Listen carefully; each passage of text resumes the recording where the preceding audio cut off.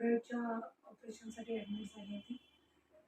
माझं operation successfully झालं आणि इथल्या स्टाफनी आणि नर्सनी सगळ्यांनी चांगलं कोऑपरेट केलं आणि ट्रीटमेंट पण तिथे चांगली होती. खूप छान ट्रीटमेंट मिळाली. Thank you very much.